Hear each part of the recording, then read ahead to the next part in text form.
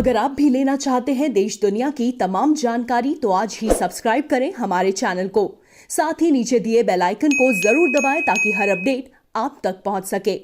नमस्कार, प्रवासाक्षी news network पर आप सभी का स्वागत है। देश में कोरोना की रफ्तार तेज हो रही है, लेकिन कोरोना से ठीक होने वालों की रफ्तार भी और तेज हो रही है। आप इस बात से चिंतित हो जाते होंगे कि देश में एक दिन में 30,000 40,000 तक मामले आ जा रहे हैं, लेकिन पिछले 24 घंटे में जो स्वस्थ होने वालों का रिकॉर्ड है वो भी एक नया रिकॉर्ड बना है। आप देखिए कि 29,557 लोग पिछले 24 घंटे में ठीक हुए हैं। अपने आप में बड़ा आंकड़ा है। पूरी दुनिया में देखें तो भारत में जो स्वस्थ होने की दर है 63% से ऊपर जा चुकी है।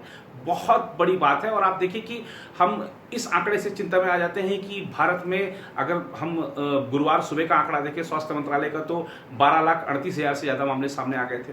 अब अगर हम रात तक का आंकड़ा देखें तो इसमें 30-35,000 की और वृद्धि हो गई है। लेकिन आपके लिए यह जानना भी जरूरी है कि लगभग 8 लाख लोग अब तक कोरोना को हराकर अपने घर जा चुके हैं। 3.5 लाख लोग ही ऐसे हैं पूरे देश में जो अभी इस समय इलाज ले रहे हैं विभिन्न अस्पतालों में।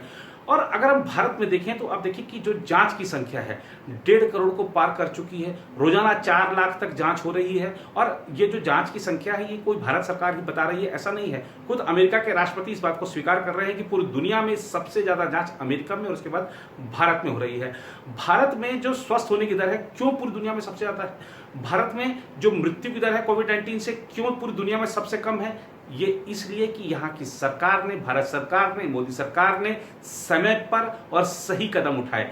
आपको आज के इस विश्लेषण में हम पूरी दुनिया का हाल बताएंगे कि कैसे सीमाएं टूट गई हैं। ये जरूरी नहीं था कि आप सबसे अमीर देश हो, आप सबसे गरीब देश हो, आप सबसे घनी आबादी वाले देश हो। कैसे नेता हैंडल नहीं कर पाए अलग अलग देशों में, और कोरोना का जो कहर है उन देशों पर टूटा। लेकिन भारत में प्रधानमंत्री नरेंद्र मोदी ने लॉकडाउन सही समय पर लगाकर और अन्य कदम उठाकर जिस तेजी के साथ काम किया उससे भारत में कोरोना नियंत्रित हुआ है। आंकड़ेबाजी ठीक है सभी करते हैं, लेकिन आज की इस रिपोर्ट में हम आपको बड़ी चीजें बताने वाले हैं। जरूर गौर से देखिएगा पूरी रिपोर्ट। और ये भी बताएंगे किस तरह से टेक्नोलॉजी का सहारा लेते हैं नरेंद्र मोदी। आरोग्य सेतु ऐप से कोरोना को ट्रैक करा जा रहा था। आप देखिए कि लोगों ने इस पर भी सवाल उठाए थे, आरोग्य सेतु ऐप पर भी सवाल उठाए थे, लेकिन ये एक सार्थक अभियान सिद्ध हुआ है। इसने कोरोना को नियंत्रित करने में एक अहम भूमिका निभाई है। प्रधानमंत्री नरेंद्र मोदी ने इजराइल के साथ भारत के संबंध बहुत बेहतर बनाए हैं। अब आप देखिए इजराइल से एक टीम यहाँ पर आ रही है जो एक जांच किट बनाने जा रही है। उस जांच किट से मात्र 30 सेकंड में रिजल्ट सामने आ जाएगा कोरोना का जांच का। तो ऐसे बहुत सारे कदम उठाए जा रहे हैं सरकार की तरफ से। आप देखिए कि अगर हम बात करें जो लॉकडाउन जब से लगा है तब से प्रधानमंत्री नरेंद्र मोदी लगातार बैठकें कर रहे हैं। और सिर्फ स्वास्थ्य क्षेत्र के नहीं, आर्थिक क्षेत्र के मुद्दे पर भी उन्होंने 50 से ज्यादा बैठकें कर ली हैं अब तक। ऐसी जो रिपोर्टें भी हैं हमारे पास। इसके अलावा आज की इस रिपोर्ट में हम आपको बताएंगे कि कैसे अन्य जो बड़े नेता जो कि बड़ा दमखम रखते थे और बड़े प्रचंड बहुमत से वो भी अपने देशों में जीत कर आए, वो विफल साबित हुए हैं। और एक चीज आपके समक्ष क्लियर हो जानी चाहिए, आप लॉकडाउन लगा था, लॉकडाउन में देश में कितने संक्रमितों की संख्या थी ये सबके सामने है। लॉकडाउन के में जब लगा उस समय भारत सरकार ने खासतौर पे गृह मंत्रालय, जब आपको ध्यान होगा दूसरे चरण का तीसरे चरण का जब लॉकडाउन आया तो भारत सरकार का गृह मंत्रालय ये चिन्हित करता था कि देश के किस राज्य में कौन सा जो कंटेनमेंट जोन होगा, कौन सा रेड जोन होगा, कौन सा ऑरेंज जोन होगा, कौन सा ग्रीन जोन होगा। अब राज्यों ने इस पर आपत्ति जताई कि नहीं ये हमारा अधिकार है, हमें आप दीजिए, हम तय करेंगे कि कौन सा कहां पर लॉकडाउन लगाने की जरूरत है, कहां पर क्या पाबंदियां लगे, कहां पर क्या ढील मिले। गृह मंत्रालय ने दे दिया। जो संघीय ढांचा है हमारा उसका सम्मान करते हुए कि ठीक है आपके जो अधिकार है आप कीजिए। लेकिन राज्य अब संभाल नहीं पा रहे हैं, बार बार उनको लॉकडाउन लगाना पड़ रहा है। कभी कोई वीकेंड पे लॉकडाउन लगा रहा है, कभी किसी ने 14 दिन के लिए लगा दिया है, कहीं पूरे 3-4 दिन के लिए लग रहा है, कहीं 6 दिन के लिए लग रहा है, कहीं किसी तरह की पाबंदियां लगानी पड़ रही है, कहीं किस तरह की पाबंदी लगानी पड़ रही है। तो राज्यों से इस तरह के महामारी का देखिए ठीक है राज्यों के पास ही संसाधन होते हैं, लेकिन भारत सरकार अगर सारा कुछ देख रही थी और सब कुछ नियंत्रित तरीके से चल रहा था तो अपनी राजनीति चमकाने के लिए ये जो पहले की गई थी, जो विरोध किया गया था कि नहीं नहीं गृह मंत्रालय क्यों तय करेगा, भारत सरकार क्यों तय करेगी, प्रधानमंत्री क्यों ऐलान करेंगे, मुख्यमंत्रियों को प्रेस कॉन्फ्रेंस करने दीजिए, राज्यों के स्वास्थ्य मंत्री को प्रेस कॉन्फ्रेंस करने दीजिए, वो तय करेंगे कि क्या पे है। तो अब देखिए आप किस तरीके से मामले बढ़ रहे हैं। बहरहाल आज की इस रिपोर्ट में आपको ले चलते हैं, आपके समक्ष कुछ आंखें खोल देने वाले आंकड़े भी पेश करेंगे। कोविड-19 वैश्विक महामारी से जिन देशों में सबसे अधिक मौतें हुई हैं, उनमें जरूरी नहीं कि वह सबसे गरीब, सबसे अमीर या सबसे घनी आबादी वाले देश हों, लेकिन उनमें एक समानता जरूर है और वह यह कि इन देशों के नेता लोक लुभावनवादी और परंपरागत ढर्रे से अलग हटकर चलने वाले रहे, लेकिन महामारी से निपटने में काफ़ी हद तक विफल साबित हुए।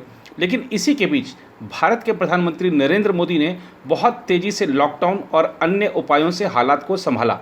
राजनीति में लोक लुभावनवादी का मतलब ऐसी नीतियों से होता है जो आमजन में तो लोकप्रिय हों, लेकिन प्रबुद्ध वर्ग और विशेषज्ञों में नहीं।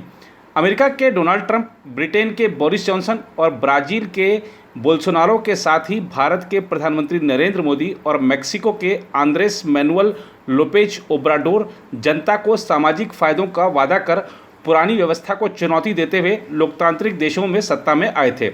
लेकिन जब कोविड-19 जैसी नई बीमारी से लड़ने की बात आती है तो लोक लुभावनवादी नीतियों की बजाय यूरोप में जर्मनी, फ्रांस और आयरलैंड या एशिया में दक्षिण कोरिया और जापान जैसे देशों में उदार लोकतांत्रिक नीतियां फायदेमंद साबित हुई हैं। लोक लुभावनवादी स्वभाव के नेता विशेषज्ञों और विज्ञान की अवहेलना करते हैं। ब्राज़ील को ही लीजिए, जहां अभी तक कोरोना वायरस संक्रमण से कम 81,000 लोगों की मौत हुई है। ब्राज़ील और अमेरिका में विशेषज्ञता है, लेकिन दिक्कत यह है कि लोक लुभावनवादी नीतियों से ऐसी तर्कवादी नीतियां लागू करने में बहुत मुश्किल होती है जिसके मुद्दे हल होते हैं या कम से कम संकट से प्रभावी तौर पर निपटते हैं। अमेरिका, ब्राज़ील, ब्रिटेन और मेक्सिको जैसे देशों का नेतृत्व ऐसे नेता कर रहे हैं जिन्हें वैज्ञानिकों पर शंका है और जिन्होंने शुरुआत में इस बीमारी को हल्के में लिया। दुनिया में कोरोना वायरस से हुई कुल मौतों में से आधी इन 4 देशों में हुई हैं। इस बीच भारत ने बेहतर प्रदर्शन किया है। वहाँ कोरोना वायरस से संक्रमित लोगों की संख्या अभी 12 लाख के पार हुई है और मृत्यु दर सबसे कम है। अमेरिका में ट्रंप और ब्राज़ील में बोल्सोनारो ने वैज्ञानिकों और स्वास्थ्य अधिकारियों को दरकिनार किया। अपने देशों के लिए कोविड-19 संबंधी ठोस नीति बनाने और उसके लागू करने के स्थान पर उन्होंने राज्यों और स्थानीय नेताओं को इससे निपटने के लिए छोड़ दिया।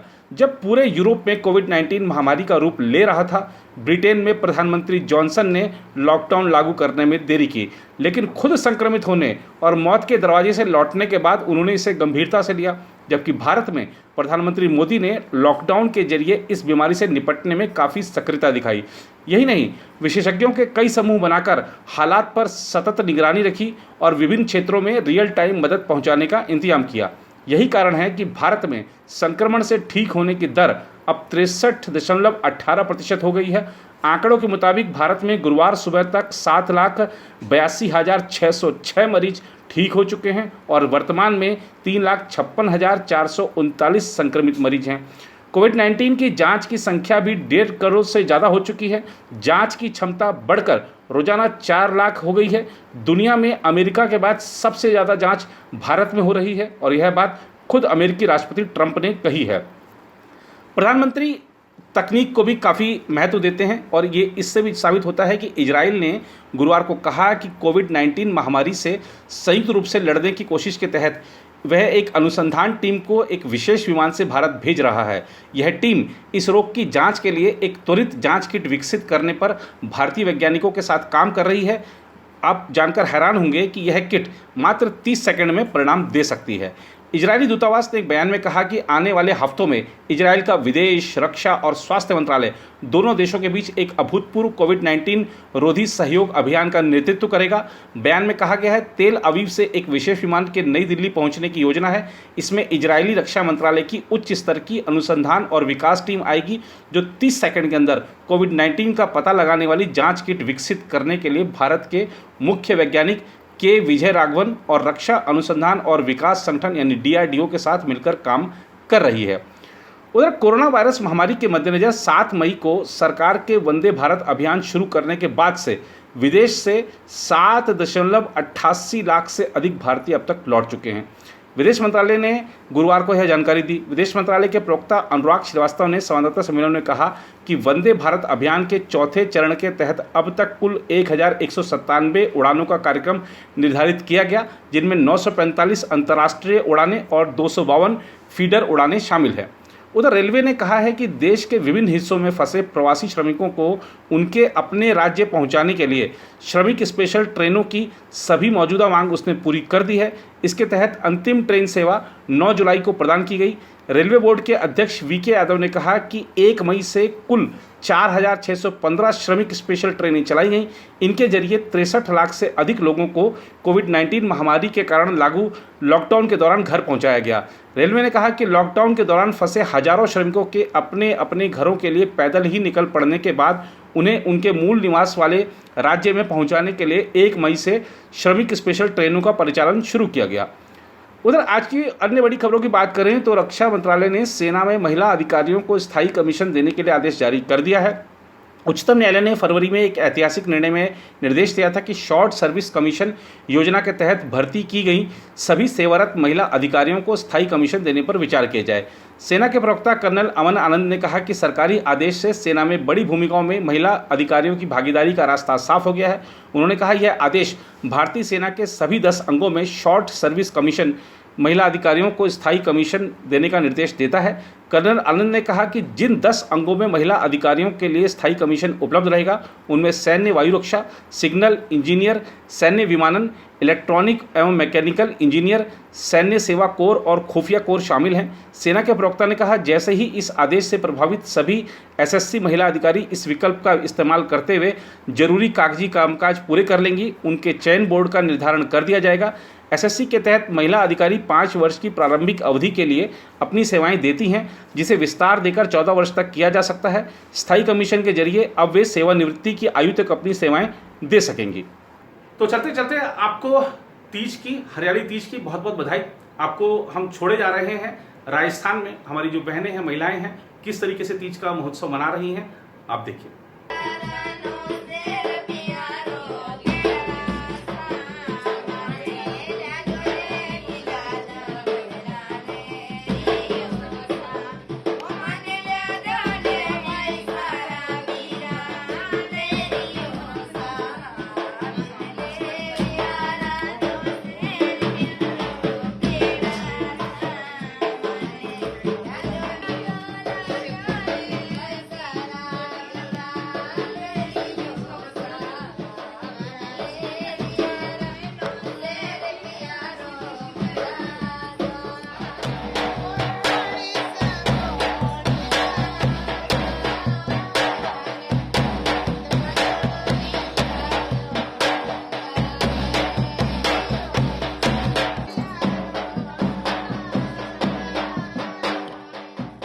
तीज का ये जो त्योहार है कैसे मनाते हैं, क्या कुछ करते हैं? झूलते हैं, लेरिया का सूट पहनते हैं, लेरिया का चूड़ा पहनते हैं, मेहंदी लगाते हैं। सारा दिन व्रत रहता होगा आप लोग? नहीं, व्रत नहीं करते। अच्छा, व्रत तो नहीं करते।